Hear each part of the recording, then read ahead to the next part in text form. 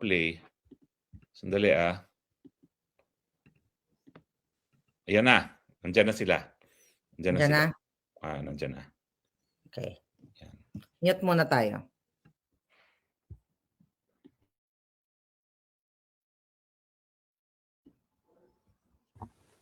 Kakaupo lang po ng mga Good judges. morning. Would the court officer please call the case? Ang nagsasalita po ay si Judge Luz del Carmen Ibanez Carranza. Good morning, Madam President. Dating Your Honors, judge din po yan sa situation Tribunal in of the the Law Republic of the Philippines in ang the case of presiding judge. At siya prosecutor magbabasa ng versus desisyon. Rodrigo Roa Duterte, case reference ICC 0121-0125. And for the record, we are in open session. Thank you.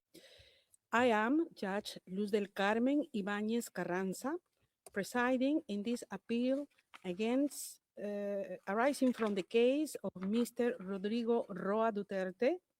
My fellow judges in this appeal are Judge Tomoko Akane, Judge Solomi Balungi Bota, Judge Gocha Lorskipanitse, and Judge Erdene Balsuren Damje. I will allow now the parties and participants to identify themselves. First, the defense, please. You have the floor. Good morning, Your Honors. As you're aware, the former president, Rodrigo Duterte, has been excused appearance today. The defense is represented by myself, Attorney Nicholas Kaufman, Dr. Dov Jacobs, Attorney Davide Rancati, Maître Alexandre Dezev-Davy, Attorney Kaylin Chell, and Nicholas Russo. Thank you. Now, please, the Office of the Prosecutor, please. You have the floor. Good morning, Your Honors. The Office of the Prosecution is represented by Matthew Cross, Appeals Counsel, Edward Jeremy, trial lawyer, and myself, Mary Che Regue, Appeals Counsel. Thank you. Finally, the Office of the Public Counsel for Victims, please. Good morning, Madam President, Your Honors. The Common Legal Representative Team for a participating victim is composed today by Mr. Joel Butuyan, Counsel, Mr. Orcholon Naransetsek, Legal Officer, Ms. Anne Grabowski, Legal Officer, and myself, Paulina Masida. Thank you. I take it that the attendees are the same as the ones appearing on the list which the court officer kindly provided to the appeals chamber before the hearing. If the composition of any of the teams has changed, please notify the court officer by email. I note for the record that Mr. Duterte is not present in the courtroom as he has waived his right to be present and the appeals chamber has authorized it. His written waiver has been filed on the record. He is represented by his counsel. Today, the appeals chamber will deliver its judgment in the appeal of Mr. Duterte against the pretrial's first decision of the 23rd October 2025, entitled Decision on the Defense Challenge to the Jurisdiction of the Court, which I will refer hereinafter as to the impugned decision. In that decision, which bears the document number 309 in the case record, the pretrial chamber found that the court can exercise its jurisdiction in the present case over the crimes alleged against Mr. Duterte that were committed on the territory of the Republic of Philippines while it was a state party. This is a non-authoritative summary of the appeals chamber's written judgment in the appeal. The authoritative version is the written judgment, which will be made available and notified after this hearing. Background of the appeal. I will start with a brief background to this appeal. As I have already mentioned, the pretrial chamber issued the impugned decision on the 23rd October 2025. On 14 November 2025, The defense submitted its appeal brief, raising 4 grounds of appeal and requesting the appeals chamber to reverse the impugned decision, to find that there exists no legal basis for the continuation of the International Criminal Court's proceedings against Mr. Duterte, and order his immediate and unconditional release. On 8 December 2025, the prosecutor and the OPCV responded to the appeal brief requesting the appeals chamber to confirm the impugned decision. Upon invitation from the appeals chamber, the prosecutor and the OPCV filed on 16th January 2026 additional observations on various issues considered necessary for the proper disposal of the appeal, and the defense filed a response thereto on the 23rd January 2026. The appeals chamber's judgment. I shall proceed to outline the decision of the appeals chamber on the merits of the appeal. First ground of appeal. Under its first ground of appeal, the defense contends that the pretrial chamber erred in finding that Article 127.2 is lex specialis with respect to Article 12. The appeals chamber recalls that the impugned decision, the pretrial chamber considered the effects of the withdrawal of the Philippines from the statute in circumstances in which the pretrial chamber granted the authorization to proceed with an investigation pursuant to Article 15.3 after the withdrawal had become effective. It concluded that Articles 12.2 and 13C, which I will refer to hereafter as provisions in Part 2, read in isolation, would not support the court's jurisdiction in the present case.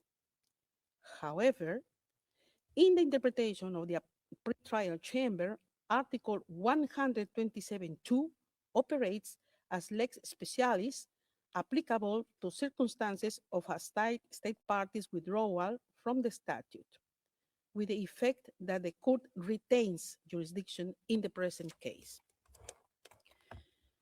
The appeals chamber considers it important to determine the scope and meaning of these provisions pursuant to Articles 31 to 33 of the Vienna Convention on the Law of Treaties, which require, inter alia, that a treaty shall be interpreted in good faith in accordance with the ordinary meaning to be given to the terms of the treaty in their context and in the light of its object and purpose. The appeals chamber notes the wording of the heading of Article 12 addressing the preconditions of the exercise of jurisdiction. Within those preconditions, Article 12.2 stipulates that the court may exercise its jurisdiction if one or more of the following states, i.e., the state on the territory of which the conduct in question occurred, or the state of which the person accused of the crimes is nationals, are parties to this statute.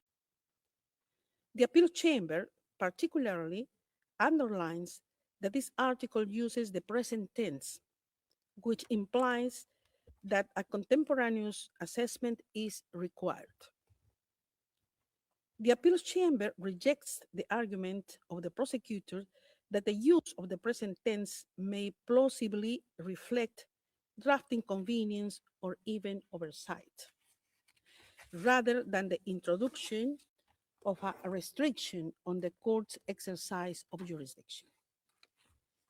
The appeals chamber observes that during the discussion leading up to the Rome Conference, the adoption of Article 12 proved to be perhaps the most difficult compromise in the entire negotiations.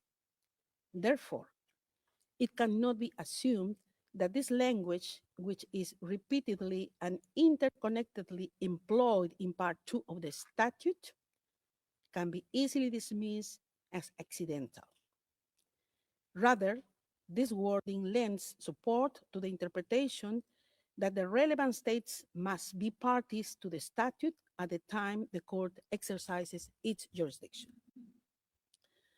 Articles 11 to 15, all referring to the exercise of the court's jurisdiction, are interconnected and must be subject to a systemic reading. Pursuant Article 12.1, there is a point in time at which a state becomes a party to the statute and accordingly accepts the jurisdiction of the court with respect to the crimes listed in Article 5. From this point in time, jurisdiction exists with respect to the relevant state until the acceptance is revoked by a state party's withdrawal from the statute. However, according to the statutory framework, the existence of jurisdiction needs to be distinguished from the exercise of jurisdiction. In situations of a state party's withdrawal from the statute, these provisions must also be assessed in Sounding line good. with Sounding Article good so far, ha? 127, Dahil yung distinction niya which na addresses kung meron specific jurisdiction at kung kailan circumstances and in-exercise ng determines jurisdiction, that the mukhang withdrawal pabor shall yan not kita tayo. prejudice in any way the continued consideration of any matter which was already under consideration by the court prior to the date on which the withdrawal became effective. The Appeals Chamber observes that the provisions referred to above must also be interpreted in line with the object and purpose of the statute, which is to put an end to impunity for the perpetrators of the most serious crimes of concern to the international community as a whole, and thus to contribute to the prevention of such crimes. It would be incompatible with this object and purpose to enable a state party to evade its responsibilities under the I statute spoke too by soon. depositing a Mukhang written hindi notice pabor kita tayo dito. of withdrawal Yung object and once purpose na it parusahan ng discovers mga that alleged pinakasuhan crimes ng committed on krimen, its territory mukhang or by hindi its pabor kita nationals Digong. are being examined by the prosecution. At the same time, the state's right to withdraw from the statute would not be effective if the court were able to exercise jurisdiction indefinitely, despite the state no longer being a party.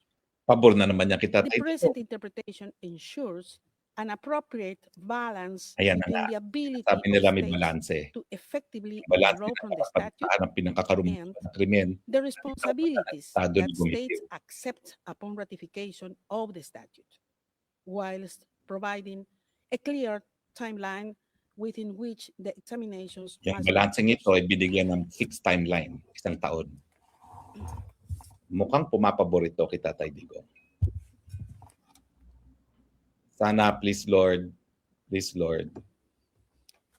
The appeals chamber now turns to the contention of the defense under the first ground of appeal, namely that the pretrial chamber erred in law by construing Article 127.2 as lex specialis vis-a-vis Articles 12.2 and 13c. In situations involving a state party's withdrawal from the statute, these provisions must be assessed systemically in light of Article 127, which specifically addresses the consequences of such a withdrawal. The appeals chamber notes that the defense argues mainly in abstract and theoretical terms, focusing on the principle of lex specialis.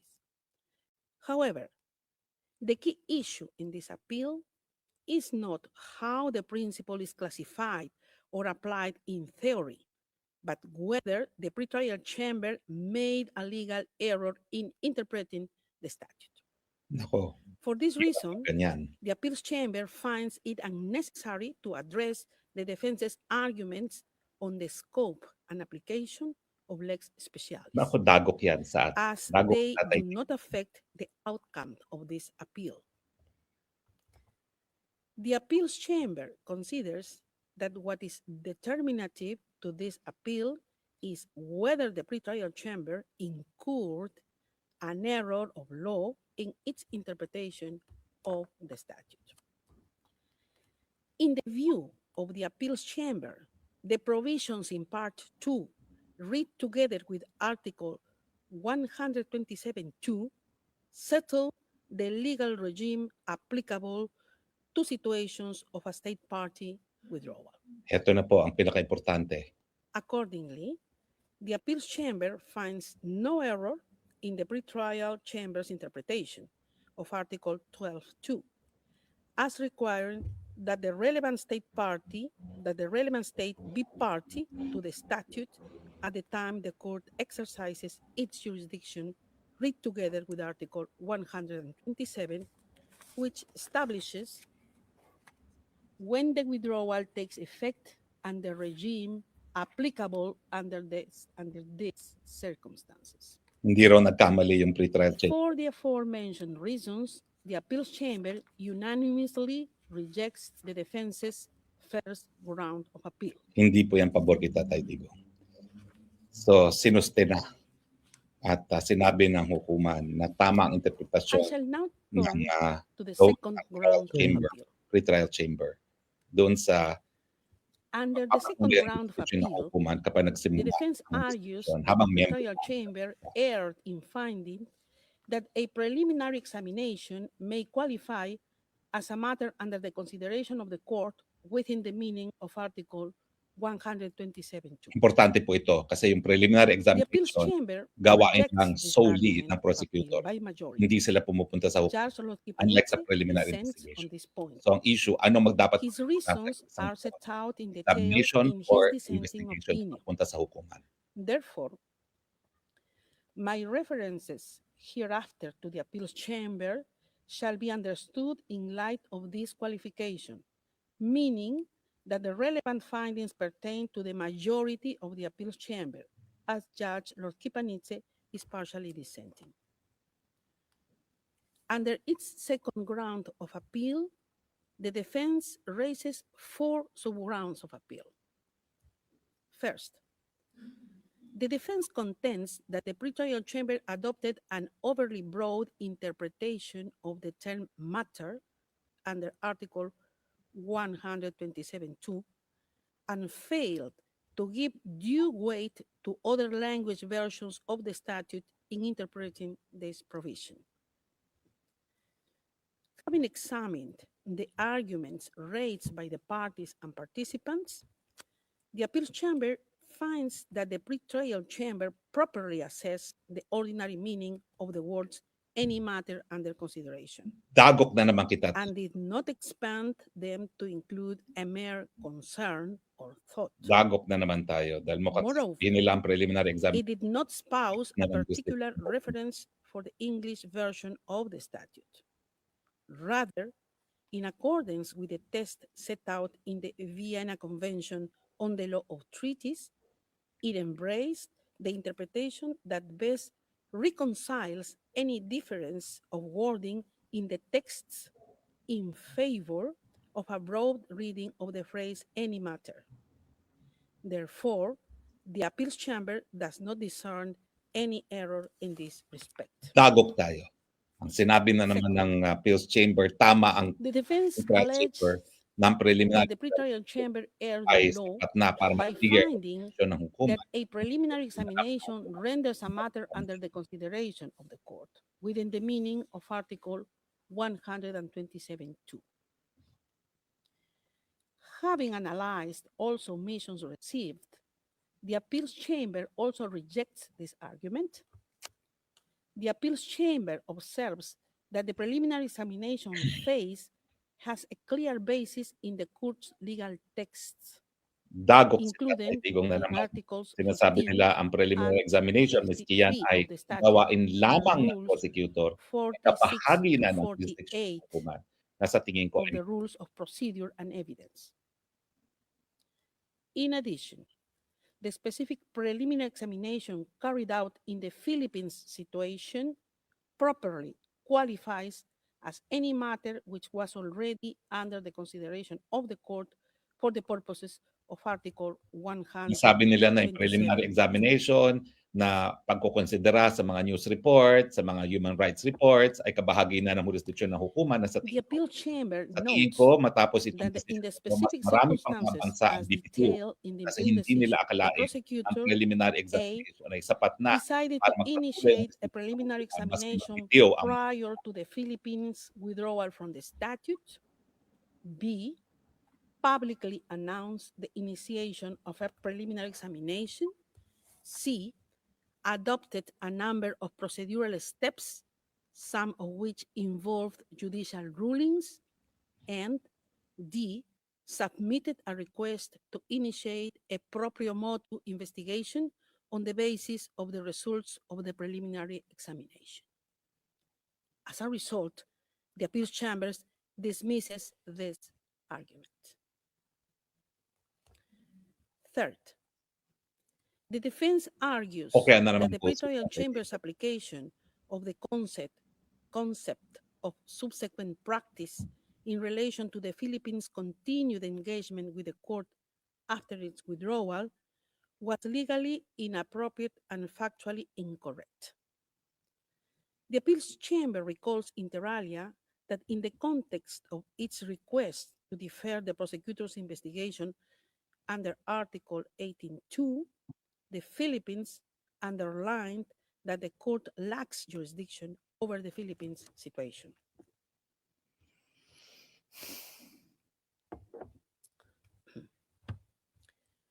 The appeals chamber is of the view that the Philippines' decision to arrest and surrender Mr. Duterte, as well as its further engagement with the court, is insufficient to support a conclusion that the practice of the Philippines following its withdrawal qualifies as subsequent practice in the application of the treaty, which establishes the agreement of the parties regarding its interpretation within the meaning of Article 21.3b of the Vienna Convention on the Loan Treaties. The appeals chamber cannot objectively discern how the trial could have reasonably reached said conclusion. The factual conclusion reached by the pretrial chamber amounts to an error of fact in the particular circumstances at hand. Nonetheless, this error did not materially affect the impugned decision, as it did not constitute a determinative but rather an ancillary element in its analysis of the pretrial chamber. As a result, the appeals chamber dismisses this argument. And then the Wala fourth pa pong sub-ground, sinasangkayunan ang hukuman the sa mga defense argumento ni contends Tatay that Digong. a preliminary examination Dapat and a natasura po decision lahat to ng open an mga investigation argumento. are definitely not identical, since the consideration of each of them is carried out by different organs of the court and is subject to distinct provisions. The appeals chamber is not persuaded by this line of argumentation. There is no strict separation between the preliminary examination and the opening of a proprio motu investigation, as they constitute two components of an integral legal procedure, Wala raw pagkakain without ng preliminary prejudice of the examination at organ preliminary conducting investigation. the Mali po relevant yan eh. steps. Kasi unang-una, Therefore, distinct the appeals yes, chamber finds no Yung error in the examination, conclusion reached by prosecutor the lang. pretrial Pero chamber. investigation, dapat bibigyan ng basbas ng hukuman. So hindi ba Judge itinama Lord sinasabi nila Kipanidze na walang considers pagkakaiba? that the pretrial chamber erred in law in its interpretation of Article 127.2, namely that the court can exercise its jurisdiction over the alleged crimes in this case.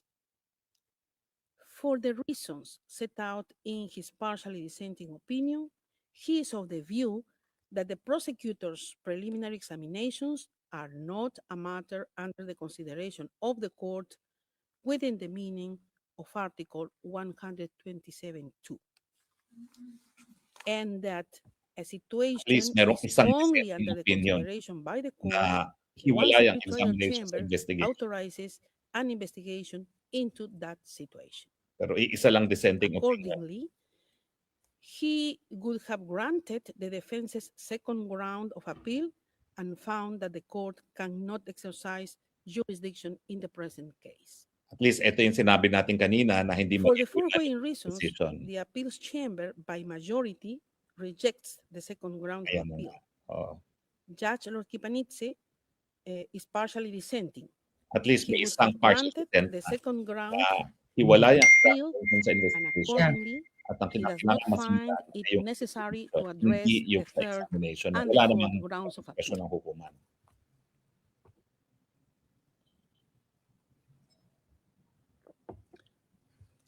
I shall now turn to the third ground of appeal. Under the third ground of appeal, the defense alleges that the pretrial incurred an error of law in interpreting that the terms the court in Article 127(2) include the office of the prosecutor. The pretrial chamber noted that the word court, which is capitalized in this article, refers to the institution of the International Criminal Court as per Article 1 of the statute, rather Dito kung yung than the judicial prosecutor, chambers. ito ba yung hukuman na It tinutukoy further na kailangan considered mula ang trigger that, first as jurisdiction sa stated in isang Article court. 34, the court is composed of 4 organs, including the office of the prosecutor. Ayan. Mukhang sasabihin nila na kabahagi na hukuman yung The appeals prosecutor, chamber kaya yung observes preliminary that in examination line with the hindi interpretative methodology abiso ng required by the mga Vienna Estado ay Convention bahagi na hukuman. on the Law Treaties, the pretrial chamber first considered the ordinary meaning of the word court, Oops, baka may pag-asa. noting the ambiguities in the ordinary Pag-asa, meaning baka of may the word. pag-asa.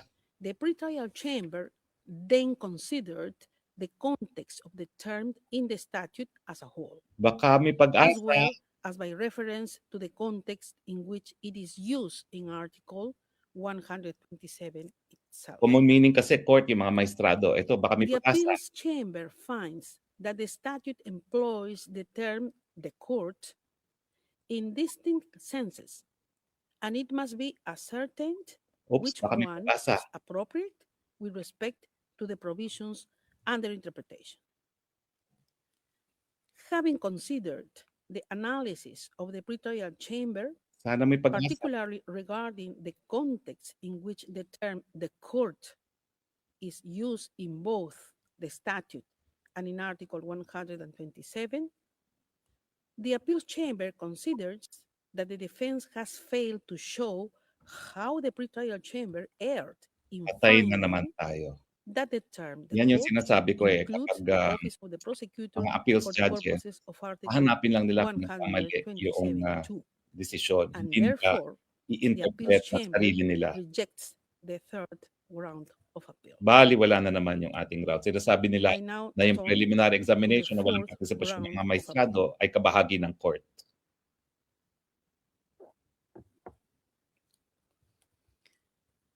Under the fourth ground of appeal, the defense argues that the pretrial chamber erred in finding that the object and purpose of the statute permits the opening of an investigation even after the effective withdrawal of the Philippines from the statute. According to the defense, in adopting its legal interpretation, the pretrial chamber Ito na made po yung a isa sa pinakahuling pag-asa natin policy-oriented na determination. dapat nagsimula ang preliminary investigation habang The appeals miyembro pa chamber ang pupunta. cannot discern any error in the pretrial chamber's Kaya na naman po, hindi interpretation raw of nagkamali ang Article pretrial chamber. 127. Patay na naman tayo. The appeals chamber is not persuaded by the defense's omission that the one-year withdrawal period under Article 127(1) sufficiently preserves the statute's object and purpose, as the prosecutor may seek an investigation within this period. As noted above, if the prosecutor is satisfied that a reasonable basis exists to open an investigation proprio motu, he or she is under the obligation to present an application for authorization to do so to the pretrial chamber. The continuation of the preliminary examination past the one-year withdrawal period is reflective of the balance found by the appeals chamber between the responsibilities that states accept upon ratification of the statute, including the aim set out in the preamble to put an end to impunity, and the ability of the states to effectively withdraw from the statute within a clear timeline. The appeals chamber further notes that the pretrial chamber's assessment of certain facts led it to conclude that there is a direct relationship between the prosecutor's announcement of the opening of preliminary examination and the decision of the Philippines to withdraw from the statute. The defense contends that the pretrial chamber unduly relied on a subjective political critique. However, in the opinion of the appeals chamber, the pretrial chamber interpreted Article 127 in line with the methodology set out in the Vienna Convention on the Law of Treaties and its discussion of the Philippines' potential motivations for withdrawing from the statute did not form part of the reasoning contributing to its legal interpretation of Article 127(2). Rather, having explained why the object and purpose of the statute also supported its interpretation of Article 127, the pretrial chamber merely referenced certain facts to provide an example of what Article 127, read as a whole, is designed to prevent. Therefore, the appeals chamber considers that the defense has failed to demonstrate that the pretrial chamber committed an error of law and rejects Hindi raw the fourth pagkakamali ground na of appeal. yung preliminary examination na habang nasimulan sa isang taon ay sapat na para maging The appeal chamber by majority, maski as a yung conclusion, investigation, gawin Judge na sa Orquipanise, taon. partially dissenting in the second ground, has rejected all four grounds of appeal. Having rejected the entire appeal, the appeals chamber considers that the defense request for the immediate and unconditional release of Mr. Duterte is moot. At dahil In the appeal pursuant ang to apela, Article hindi po pwedeng 82(1)(a) desisyonan of the statute, hinihingi the natin appeals na chamber may papalaya kita. confirm, reverse, or amend the decision appealed. In the present case, the appeals chamber by majority confirms the impugned decision. Judge Hindi Orquipanise po nabaliktad ang pens desisyon. a partially dissenting opinion. Meron lang isang partial dissent. This brings us to the end of the summary of the appeals chamber's judgment of today. Finally, I would like to end by thanking all the parties, participants, and their counsel, registry staff, and interpreters who have assisted with today's hearing. There is a lot of work that goes on behind the scenes to ensure that these hearings runs smoothly, and the appeals chamber is very grateful to all of those involved, including to IMSS for its efforts to make sure the courtroom system are available for the present hearing. Finally, I would like to thank my colleagues, the judges, and the appeals chamber's staff for their support. The hearing is adjourned. Nako, partner, ang puso ko ay nasa sahig. Kasi sa mula't mula, ang paninindigan ko wala ng jurisdiction. Pero Mhm. binasuran ng hukuman yung mga argumento na sa tingin ko ang tamang interpretasyon ng Rome Statute. Kasi isipin mo na lang ha, voluntaryo pagiging miyembro ng hukuman. Pumayag tayo na maging miyembro provided po pwede tayong umalis. At ang pagpayag natin ay umalis tayo, dapat kung magsisimula ang jurisdiction ng hukuman, gawin yan sa loob ng 1 taon lamang. Sinasabi nila na yung preliminary examination na gawain lamang ng prosecutor ay jurisdiction na ng hukuman. Bagamat organ ng hukuman ang prosecutor, sa katunayan, hindi naman siya nagdidesisyon. Kapag sinabing korte, dapat ang tinutukoy doon yung mga mahistrado na magdidesisyon. At ang kauna-unahang ng pagkakataon na magkakaroon nga ng desisyon ng hukuman ay kung hihingi ng abisong prosecutor para mag-proceed sa preliminary investigation. Pero ibang interpretasyon ng hukuman. Sa madaling salita, ang sabi nila, dahil ang pakay ng ICC Rome Statute ay para magkaroon ng katarungan ng biktima ng pinakakarumal-dumal na mga krimen, mas mabuti ng interpretasyon na ibibigay ng hukuman ay kapag nagsimula ng jurisdiction ng hukuman, hindi na ito ipagkakait sa hukuman at magsisimula itong jurisdiction nito doon pa lamang sa preliminary examination na hindi naman binibigyan ng abiso ng hukuman. So sa tingin ko, itong desisyon nito ay nagbaliwala doon sa safeguard na ginawa nga ng mga miyembro na mapangalagaan ng kanilang soberenya sa pamamagitan ng karapatan ng pagbitiw. At kinakailangan nga, hindi natutulog sa pansitan ng mga prosecutor na kinakailangan kung gusto niya talaga maglitis, simulan at humingi ng abiso sa preliminary investigation sa loob ng 1 taon. Itong desisyon nito ay napakadelikado at tingin ko isang dahilan kung bakit bagamat hindi mapapalaya si Tatay Digong, tuluyan ng maisasara ang ICC. Bakit? Dahil ngayon, ang isang prosecutor, palibasa, basta gusto lang niya, magbukas ng preliminary examination, hindi na po pwede magbitiw ang bansang yon. Napakatindi talaga ng kapangyarihan ngayon ng prosecutor na talagang po pwede niyang mapaareso isang nakaupong presidente sa kahit saang lugar maski walang basihan, basta sabihin lang niya dahil gusto niya magsimula ng preliminary examination. Kung isipin mo yung salitang examination, pag-aaralan. Bakit pag-aaralan pa lang sinasabi na meron ng kaso ang hukuman? So masakit po sa lahat ng Pilipino itong desisyon nito. Ang puso ko nasa sahig. Pero ang ating konsolasyon, mukhang ito ng katapusan ng ICC. Dahil sa tingin ko, ang buong African So Union, wala akong maririnig. I don't know why. Wala akong gagawin maririnig. na yung kanilang sinasabi na bibitiw sila. Yes, Hearty. Anong ganapan dyan? Nag-iyakan ba mga tao dyan? Sobrang nalungkot kami ngayon lahat. Lahat kami nalulungkot. Ang mga puso natin ay nasa sahig ngayon. Ang Bakit mga- hindi ko marinig si Attorney Harry Roque and Sige, ulit ang mga reaksyon ng ating mga kababayan dyan. Dahil ako natapos-tapos sa aking legal na komentaryo. Sa tingin ko, mali ang desisyon na yan. nakamute ako. Dahilan kung bakit matatapos na ang buhay na ICC. Wala Dahil talaga wala akong marinig. na papayag na maging miyembro niyan dahil ang kanilang mga presidente kung pwede nang litisin basta sabihin lang ng prosecutor. Okay. Kaya nga linagay Balik yung ako ha, balik ako. na kailangan hihingi ng abiso sa preliminary sa pre-trial chamber para masigurado na merong balanse dyan sa napaka-kapangyarihang prosecutor na yan. Binaliwala nila yung mekanismo para magkaroon ng balanse.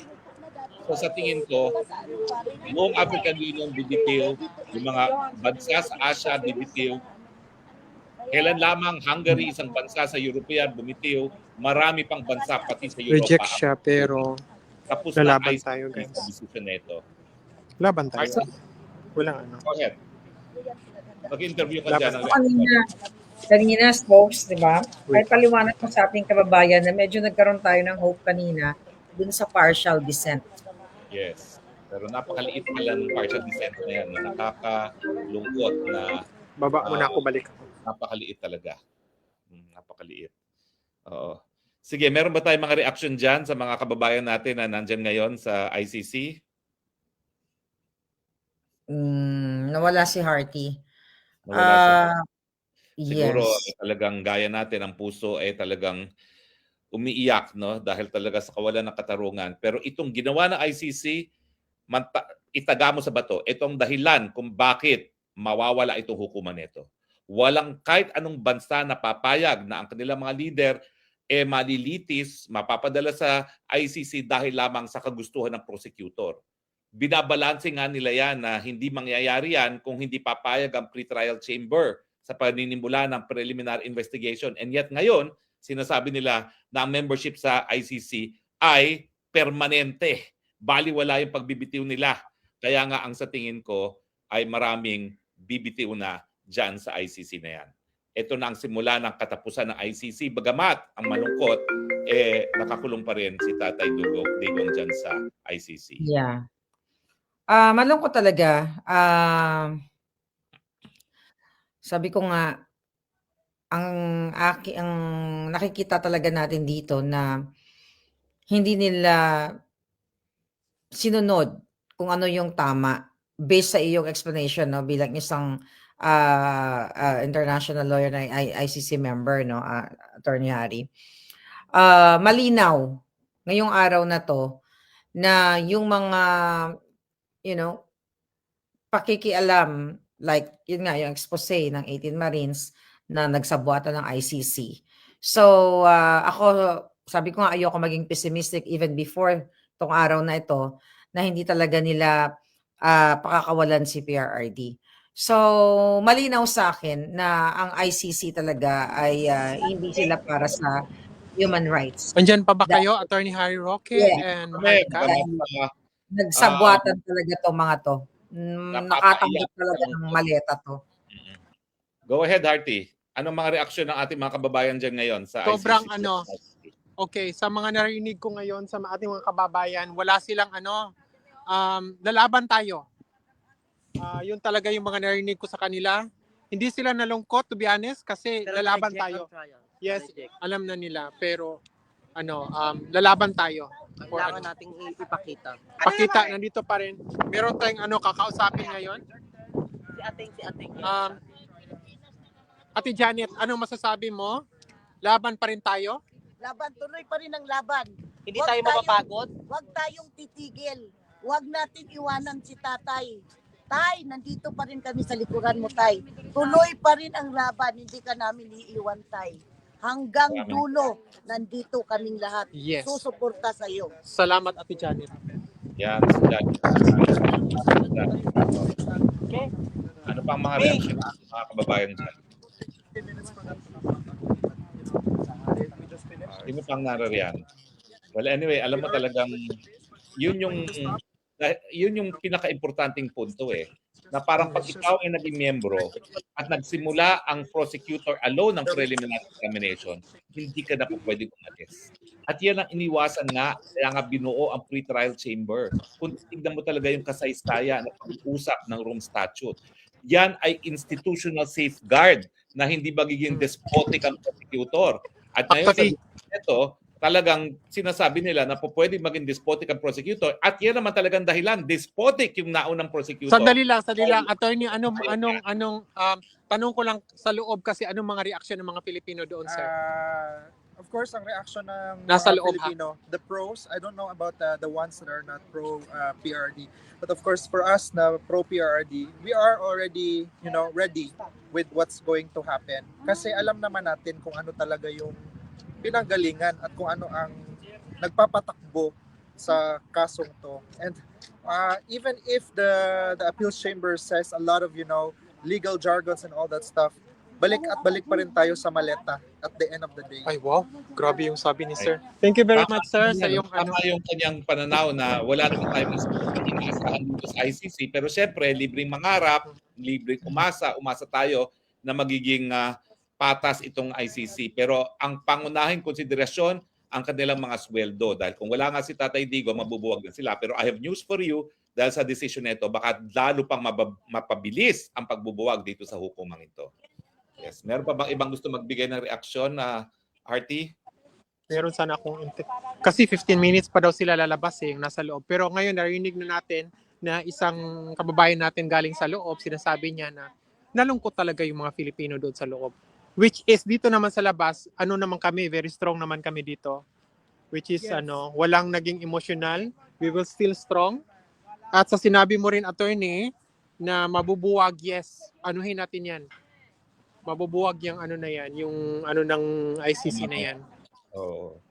Alam mo, nung minsan nagtangkaran silang bumuo ng parang ICC. sa League of Nations, hindi nagtagumpay nangangalagaan yung kanilang soberenya.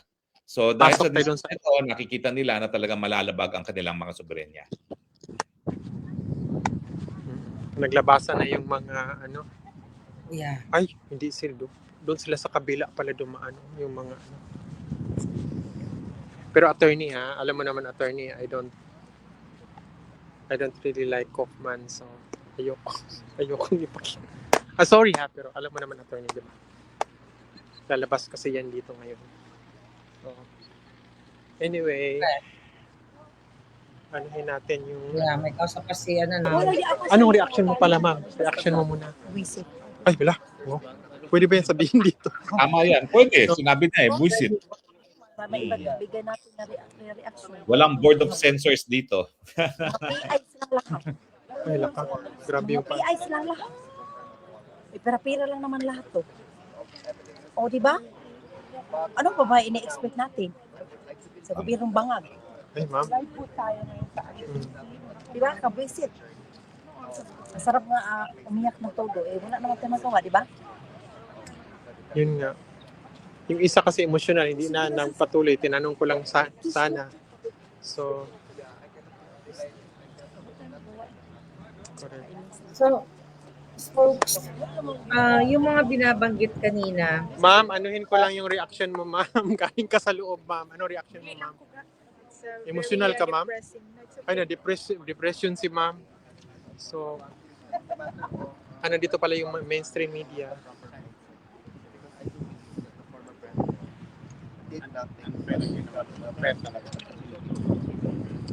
Sir, andito sa line si Attorney Harry Roque. Hi, Attorney. Oo. Sir, Hi. reaction mo lang, sir, sa mga pangyayari, sir, ngayon? Nakakalungkot. Nakakalungkot, Attorney. Galing ako sa loob.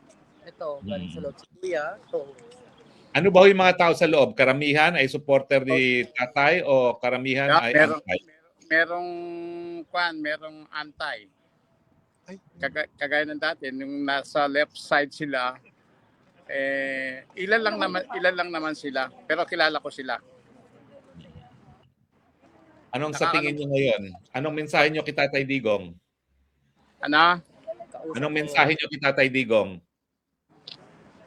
Mensahe mo kay Tatay Digong na lang sa ngayon sa... Ang mensahe ko siguro, magpakatatag na lang muna siya at sana dadating ang oras na ewan ko, mawala na si Bangag para makauwi na siya. yeah.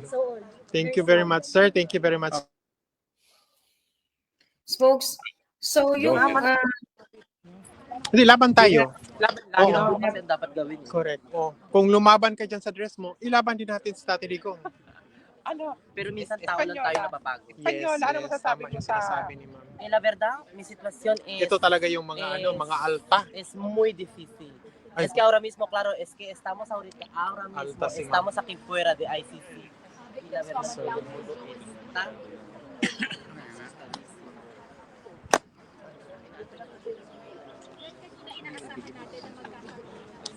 Hindi ko kilala yung Miss Meron.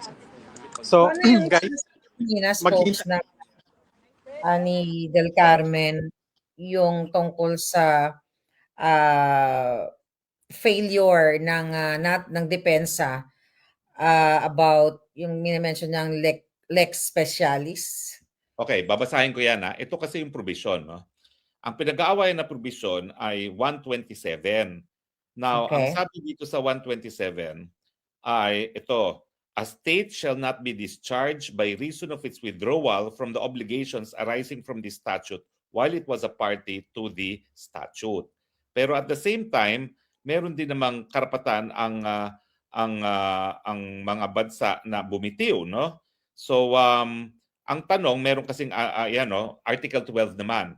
The court may exercise its jurisdiction if the state on the territory in which the conduct occurred in the state of the nationality of the accused or is a party to this statute. So ngayon, ang tanong dito, kapag ba ikaw ay sumapi sa ICC, forever and ever na yung desisyon na kinikilala mong jurisdiction ng hukuman. Ang sinasabi nga ni Tatay Digong, hindi, kasi binigyan ng karapatan na bumitiw ang mga bansa sa pagiging miyembro provided yung pagbibitiw nila epektibo matapos ang 1 taon ng pagdeposit ng instrument of withdrawal. At ang sinasabi ni Tatay Digong, kung magkakaroon ng jurisdiction ng hukuman, dapat gumalaw na ang hukuman dun sa loob ng 1 taon matapos magdeposito ng instrument of withdrawal. Ang tanong ngayon, yung preliminary examination ba na ginagawa ng prosecutor alone, yan ba ay sufficient na para sabihin na meron ng jurisdiction ng hukuman? Ang nakasagutan ng hukuman, yes. Pero ang sinasabi ni Tatay Digong, no. Kasi pag sinabi mong court's jurisdiction, kinakailangan yung jurisdiction ng mga mahistrado. Pero ang sabi ng hukuman, dahil kabahagi daw ang prosecutor na hukuman, jurisdiction na ng hukuman yun nung gumawa ng preliminary examination ang hukuman. Dito ko sinasabi na ito ay labag sa lengguwahe at doon sa intensyon ng mga partido. Kasi binabalanse nga nila na yung pagiging miyembro, voluntaryo, pagbibitiw, voluntaryo, except that hindi ka pa pwede magbitiw para lang maudlot yung jurisdiction ng hukuman.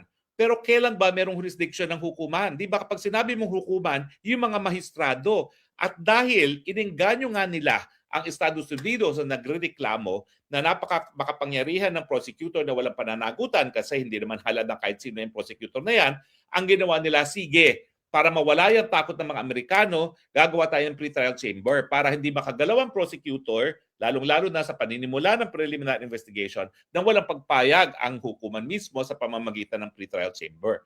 Binaliwala ngayon ng desisyon nito yung intensyon na kinakailangan may limitasyon sa kapangyarihan ng prosecutor at ngayon, napakakapangyarihan ng prosecutor na kayang-kaya nga niya magkulong ng mga nakaupong mga presidente gaya ni Netanyahu, gaya ni Putin, dahil ang prosecutor lang ang magdedesisyon kung dapat bang simulan ng preliminary examination. No? So yan exactly yung iniiwasan ng mga bansa. At yan ang dahilan kaya sinasabi ko na ang mga bansa ngayon ay talagang nagkaroon ng dahilan para bumitiw sa pagiging miyembro ng ICC. No?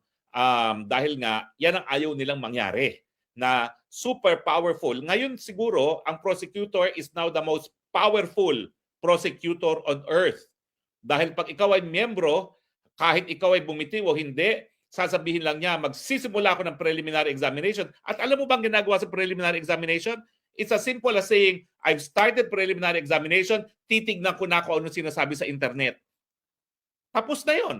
Yeah. So kaya nga sinasabi ko, ito na ang katapusan ng hukuman dahil ito talaga yung iniiwasan ng mga bansa na ipamigay ang kanilang soberenya at yung kanilang karapatan na exclusively sila mag-iimbestiga at magpaparusa sa mga krimen na nangyari sa kanilang mga teritoryo. So, yeah, ginigiit nila talaga kanina na even though na nag-withdraw na nga, ang So ayan, Philippines, may mga maleta na sila. sabi niya yung Article Dala-dala na nila yung mga maleta. 117. Sorry for cutting you off. Diba? Yung ulit-ulit, yung Yes, Article yes, correct. 117. Oo. So, nabaliwala yung pagiging consensual, yung jurisdiction ng hukuman. Basta ikaw nagbigay ng jurisdiction, tumanggap ng jurisdiction at sinabi ng preliminary investigation, feel ko magsimula ng preliminary examination, nakatali ka na.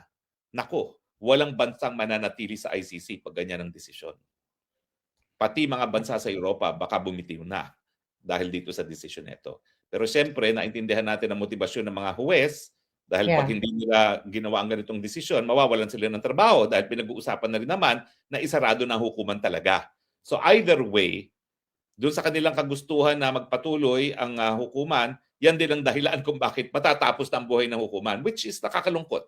Kasi dapat meron talagang korte na makapagbibigay ng hukuman kapag wala nang gumagaman na lokal na hukuman. Pero dahil sa kanilang napakakitid na pag-iisip na mas importante yung sweldo nila ngayon, hindi nila naisip na yung buong institusyon. Baka nauna na parang...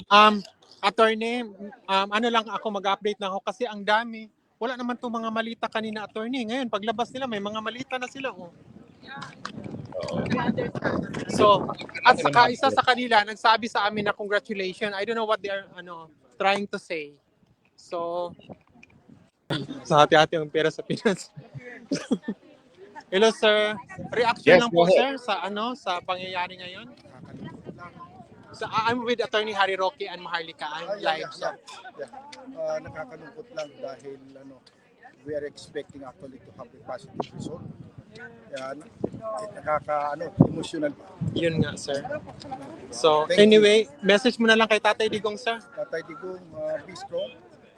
And then we are here waiting for you. Ay, wow. Thank you very much, ma'am. Thank you po. Be strong, Tay. Emotional si ma'am eh. So, very... Nalungkot ako ng end part.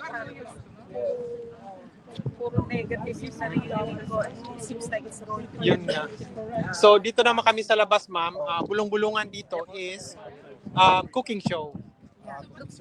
Pantry board. Oh, yeah. Yes, kaano sila ni attorney doon sa Austria. Kilala ko siya. Okay, that's good. Yes. Hello, Thank kamusta you po? very much po. So, ayan, Maharlika, Attorney Harry Roque. May mga question po ba kayo? Well, sana mahanap mo si Hindi ko na Kitty. maririnig. Kung pwede. Oo, Hearty, ang bisita ni Wala. Kitty ay mamayang hapon. Sana, si Kitty, bibisita mamaya kita sa Digong. So sana maabutan mo si Kitty. At we will carry you live also kapag ikaw ay nakapanayam mo si Kitty para meron tayong reaction sa pamilya. Wala akong marinig, attorney. Hindi. Ang sabi ko lang, Hearty, ay sana mamayang 3:00 puntahan mo si Kitty at we will also babalik broadcast ako. you live para malaman yung reaction ni Kitty. Okay? So anyway, ano yung tanong mo uli, Maharlika? So, ang question ko kasi sinasabi kanina na more on theoretical or academic argument yung ginawa ng depensa. My question is, nagkulang ba ang depensa sa pag-present, okay, ng yung paglatag ng ating like documents, everything, statements, kumbaga the whole argument, may kulang ba? Well, sa akin kasi legal na yung issue eh. So dapat, kahit ano pang sinabi ng depensa, dapat pinag-aralan mabuti ng hukuman yung tanong. Ang tanong talaga rito is, anong epekto ng paghingi ng preliminary investigation sa pangalawang taon matapos magbitiw ang isang estado? Ang sinasabi nila, yung sinasabi nilang kinakailangan ng construction, ang interpretasyon ay pursuant to object and purpose, naroon na tayo. Kaya binuo ang Rome Statute para magkaroon ng katarungan sa mga biktima na pinangakarumal-dumal. Pero babalansahin mo yan doon sa soberenya ng mga bansa na sila ang dapat naglilitis sa mga kasong ito. No? Hindi sinagot ng hukuman yung tanong. Kung hindi, sinabi lang nila, basta. Pag nagsimula na ang preliminary examination na gawain solely ng prosecutor, hindi na matitigil yan kahit ano pang desisyon ng Estado. Kaya nga sa tingin ko, maraming Estado ngayon na magpapanik at magmamadali na mag-withdraw sa ICC Rome Statute dahil hindi nila akalain na ganito pala ang interpretasyon ng kanilang pagpayag. Na para bagang binaliwala na nila yung kanilang sariling kapangyarihan, sariling soberenya at jurisdiction in favor of the ICC na walang ganyang intensyon. Dapat nga, gagalaw lang ang ICC kapag wala nang lokal na hukuman na gumagana. Pero ngayon, talagang parang pinangungunahan pa ng ICC ngayon ang mga lokal na hukuman. Itaga mo sa bato, isa-isang mawawala ang miyembro ng ICC na yan. And goodbye ICC dahil sa decision na yan. At bagamat nakakulong si Tatay Digong, siguro yan na magiging kontribusyon ni Tatay Digong. Naging malinaw na binabaliwala ng hukuman ang soberenya at jurisdiksyon ng mga malaya at independenteng mga bansa. Yeah. So, overall, talagang iginiit nila yung preliminary examination na ginawa nila. Yes. Nagawain lamang ng prosecutor. Parang ganito yan eh. Alam mo, sa ating bayan, ang preliminary investigation, executive. So, yung preliminary examination, gawain exclusively ng prosecutor. So tayo ba, parang sinabi ni Boying Remulla yan nung in defense of what happened sa Villamor, na yung sila, mga piskal ay nagdesisyon na kinakailangan siyang ipadala sa Hague, yun na daw yung desisyon ng hukuman na binabanggit sa RTC, sa Rome Statute na dapat dalhin muna sa lokal na hukuman. Kailan pa naging mahistrado ang piskal? Yan ang tanong natin. Bakit yung desisyon ng piskal alone, sinasabi nila, jurisdiction na ng hukuman yan? Di ba hindi mali? Alam mo kasi ganitong, at nakikita ko na kung bakit ganitong pagkakamaling desisyon. Karamihan ng mga judges dyan, Ito, Peru, Spanish. Anong meron sa Spanish? Yung inquisitorial system. Yung inquisitorial system, dyan na prevalent sa Europe, talagang European yan, hindi yan Amerikano. Yung fiscal mismo, ang title niya, judge. Kasi yung fiscal, dapat patay siya. Dahil yung desisyon ng fiscal ang magdedetermine kung maaaresto isang tao. Parang Kizaldi ko. Yung inintay muna yung fiscal, tatanungin yung fiscal kung kasampa ng kaso, nang sa ganun, maaresto na. Hindi ganyan ang proseso na nakapaloob sa ICC kasi nga ang dahilan kaya bumuo ng pretrial chamber para mainggan yung Amerika specifically na sumapi dahil alam nila na kapag hindi sumapi ang Amerika mukhang walang kinabukasan yung hukuman na yan. So dapat kinilala na hukuman yung separation ng piskal sa hukuman. At ganoon naman ang lengguwahe ng statute. Kapag tinirigger mo ang jurisdiction ng hukuman, ibig sabihin yung desisyon ng mga hurado, hindi ng piskal. Pero dahil sa kanilang mga tradisyon sa Europa, ang prosecutor, ang titulo nga, hindi mo tinatawag na prosecutor Judge ang titulo nila. Kasi they are the court of first instance, sila yung magdedesisyon kung ang isang tao ay pwedeng arestuhin o hindi. Na hindi naman ganyan yung sistema sa Rome Statute. Dahil ang iniisip ng Rome Statute, para sa mga Amerikano, gayahin natin yung procedure sa Amerika, hiwalay ang prosecutor sa hukuman at binuo nga ang pretrial chamber para garantya na meron talagang magbabaston sa prosecutor pag siya'y umabuso sa kanyang kapangyarihan. Yeah. Yun ang aking explanation. Thank you for that, folks. At least nililiwanagan yung ating mga kababayan. So, ano ang next nito, folks? Ano ang in-expect natin na susunod na kaganapan? Well, ang susunod na kaganapan dito, magpapatuloy ang pagbibista kay Tatay Digong, bagamat wala pang desisyon ang pretrial chamber doon sa confirmation of charges. Pero sa nakita nating lengguwahe ng hukuman, talagang hindi nila po pwedeng bitawan si Tatay Digong dahil nakasalalay ang kanilang sweldo at yung immediate na kinabukasan ng hukuman. Kasi nga, nagrereklamo na yung mga bansa na nagbibigay ng pondo dyan para patakbuhin ng ICC na wala namang kasong na didinig ang hukuman. So sa akin, kaya sinasabi ko, myopic yung makitid ang kanilang pag-iisip. Hindi nila naisip na kapag sila ay sinustena na karapatan ng mga soberanyang bansa, kung sila ay sasapi pa o hindi sa ICC, iyan ang dahilan kung bakit baka maingganyo mga Amerikano, ang mga Ruso at China na sumapi. Pero sa desisyon nito, imposible na sumapi itong mga bansang ito, mga pinakamakapangyarihan dito sa hukuman nito, at dahilan nga para mas marami pang mga estado sa buong daigdig ang bumitiw sa pagiging miyembro ng ICC. So, folks, meron pa ba tayong hope or pwede pa ba natin gawin uli yung interim release? Well, kapag nagkaroon ng desisyon na patuloy ang paglilitis, pwedeng maghain na naman ng motion for interim release kapag nabago ang estado ni Tatay Digong. At siyempre, ang dahilan pa rin dyan, kung mababago yung kanyang physical at mental na kondisyon. No? So ako, hindi pagkakait yan kay Tatay Digong na humingi na naman ng interim release dahil kung ang kanyang estado ng pag-iisip at kalusugan ng pangangatawan ay nangangailangan na siya ay magkaroon ng panandaliang pag-release. So may pag-asa pa rin naman because that is always a motion na hindi naman covered by finality. Depende yan sa mga pangyayari sa mga susunod na mga panahon.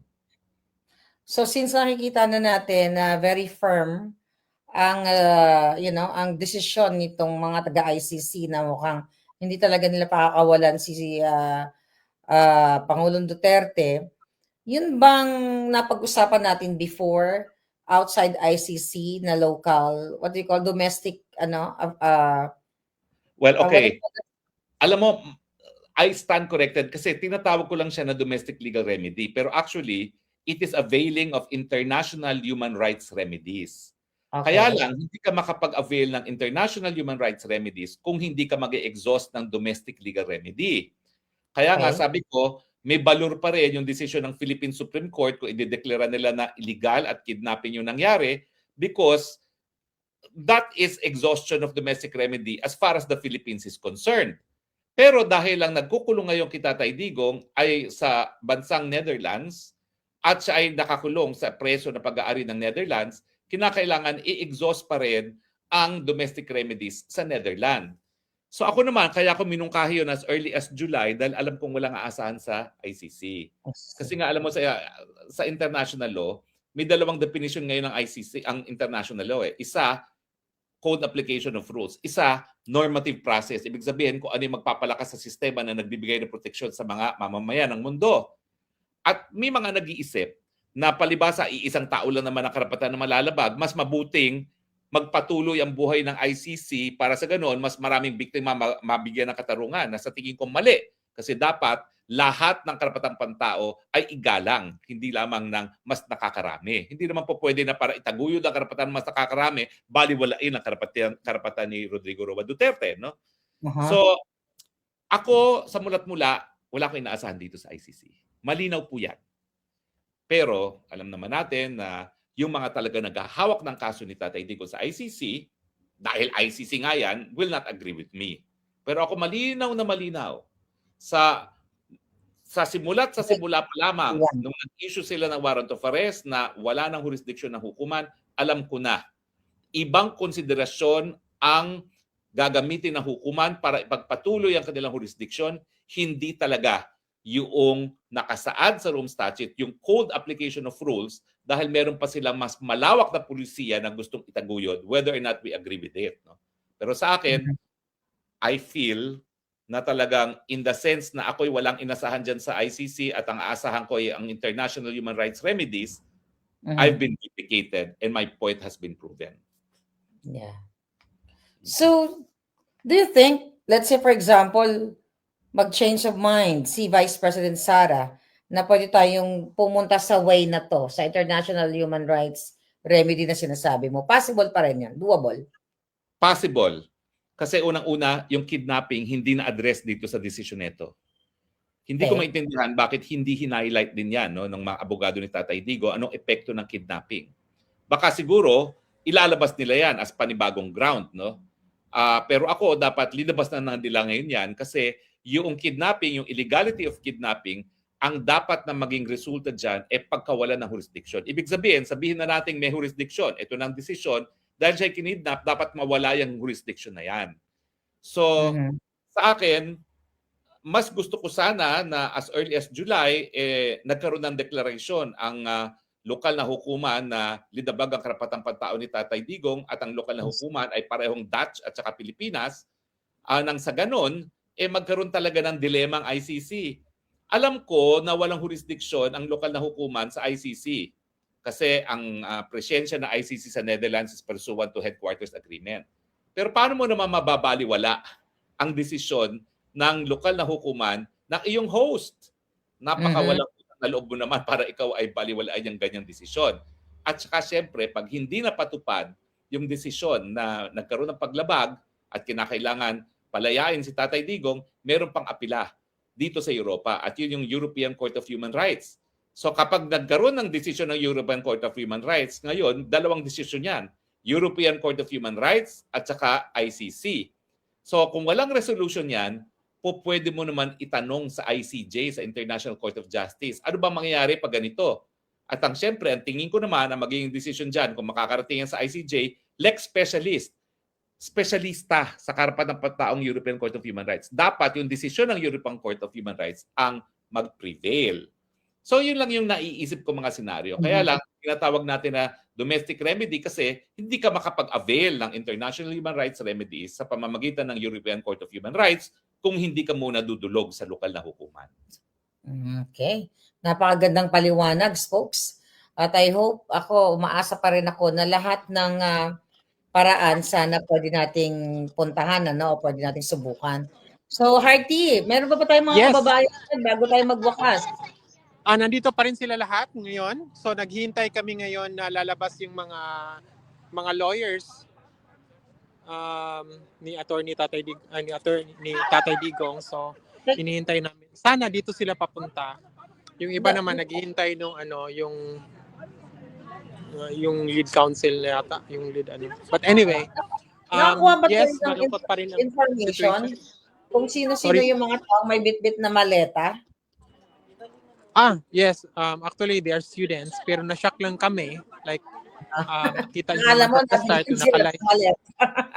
nung naka-line sila kaninang umaga, bago sila Mm. pumasok, walang maleta. Paglabas, ang daming maleta. So, nakakagulat. Tawa si ma'am, kasi nakita din ni ma'am kanina, walang maleta. O bakit lumabas, may maleta. So, anyway, syempre kasi issue sa atin ngayon yan sa Pilipinas, yung maleta-maleta na yan. So, tapos yung situation din, ganun. Yeah. So yun, naghihintay na lang na ang mga ating kababayan. After nito pala, attorney, we are going to the sa detention doon sa Duterte Street. Okay. Kasi may dalaw ngayon si Kitty. So Para malaman maybe magla-live pa rin ako. I don't know titingnan natin kasi yung power bank ko na wala. I don't know kung saan ko na Mag-charge ka na muna para tatanungin mamaya natin si may Kitty energy ka. Duterte. Oo. Folks? Oo, Yes. tatanungin din natin si Kitty kung ano yung niya, of course reaction din sa mga kasi parang siya naman ang maghatid balita doon kay Tatay Digong sa loob, di ba? Yeah. Well, inaasahan natin ng mga abogado, Of course. tuloy na ngayon sa kulungan para sabihin kay Tatay Digong, no? So, wag naman si Kitty ang magbalita, no? Hayaan natin yung mga abogado dahil trabaho Yung naman mga nila. okay. Oo. So, pero at But, least si Kitty makapagbibigay ng reaksyon sa atin. Oo, yung mga reaction na lang na So anyway, Bilang anak. Oo. which is wala naman din tayong meron pa ba kayong mga question kasi wala na, lalabas na din lang naman sila tapos after nito kakain kami tapos diretso kami sa sa Duterte Street. Well, thank you siguro, so much. Dahil maraming salamat, Harty. Maraming salamat sa mga kababayan natin. You're welcome, always. Mamaya, Harty, alas 3, baka mag-live tayo uli para ma-cover natin si Kitty Duterte. Okay? Mga alas 3. Alright. Yes, of course. Maraming Thank you salamat, for Harty. yes. Let's stay positive sa kabila ng mga pangyayari. I hope, may magawa tayong paraan. Thank you din sa inyong lahat. Thank you sa mga sa mga ideas mo, attorney, sa pangyayari ngayon. Although malungkot kami dito, tayo lahat, pero still, meron ka pa rin tayong mga pag-asa na mga sinasabi mo rin, which is really good. And I'll see you in the live soon again. 3 o'clock. Okay. Thank you very much. Partners, so kinailangan na nating tapusin ang ating live coverage sa malungkot na balita na sinustene ng Appeals Chamber ang desisyon ng Pretrial Chamber na merong jurisdiction ng hukuman at ang kanilang desisyon ay dahil nasimulan ng preliminary examination sa loob ng isang taon matapos magbitiw ang Pilipinas sa pagiging miyembro, hindi na po pwedeng itigil ang jurisdiction ng hukuman. Bagamat ang preliminary examination ay gawain lamang ng prosecutor at hindi ito pinaghihimasukan ng mga maestrado ng International Criminal Court. Yan po ang sa tingin kong maling desisyon dahil yung ang pretrial chamber ay binuo para maging check and balance sa prosecutor at nawala na ngayon ang check and balance na kasama sa intensyon ng mga bumuo ng Rome Statute dahil ngayon desisyon na lang ng prosecutor ang masusunod maski wala naman siya pananagutan dahil wala naman kahit sino naghalal sa prosecutor. With that, thank you very much. I'll see you again. Spokes Harry, maraming salamat sa iyong insights, knowledge, kataliluhan, at syempre patuloy na pagmamahal kay PRRD at sa ating... Salamat din sa iyo dahil yung katapangan, Maharlika, ay inspirasyon para sa napakarami natin mga kababayan na wala nang ibang magagawa kung hindi maging maisog laban sa mukha ng kasamaan sa ating lipunan. Salamat po. Maraming salamat po sa inyong patuloy na pagtangkilik. Ito po si Harry Roque kasama si... Maharlika. Maraming salamat po. Salamat po. Bye-bye.